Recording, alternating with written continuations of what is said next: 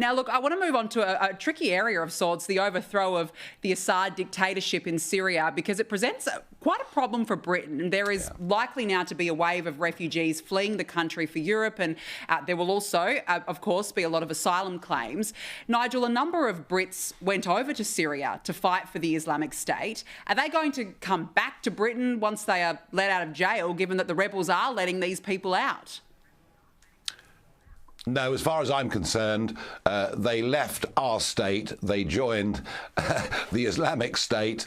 I don't want a single one of them back.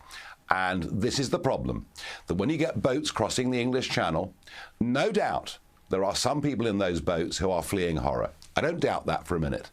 But the problem is, and by the way, ISIS said this back in 2015. They said they would flood the continent of Europe with their operatives.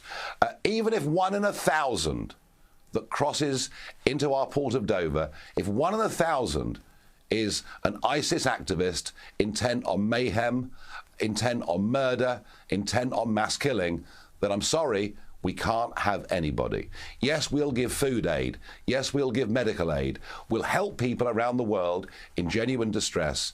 We cannot open our borders and risk terrorism. And frankly, the first duty of government is to protect the nation and protect its people. We must not take that risk. No, and I mean, you've already got a migrant crisis over there. I mean, this is the last thing that you need. And what about the other way around, in light of the Syrians returning back home now?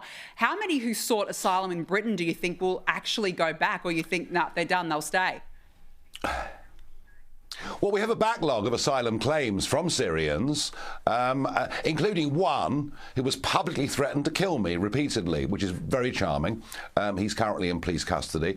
If the reason for claiming asylum was that Assad was in power, well, then surely it's time for them all to go home. And that is why lots of European countries yesterday, including us reluctantly in the end, have said, right, we're not processing any more of the existing claims, not taking any more new ones. Austria are even talking about returning people to Syria. Now, you know, it's a complex situation.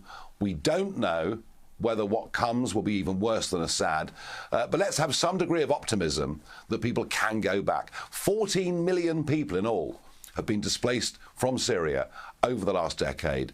And for that country to prosper, it needs them to go back home. Yeah, that's a really, really fair point. Nigel Farage, it's been wonderful to speak with you. Thank you so much for joining us on the show this evening. Appreciate it.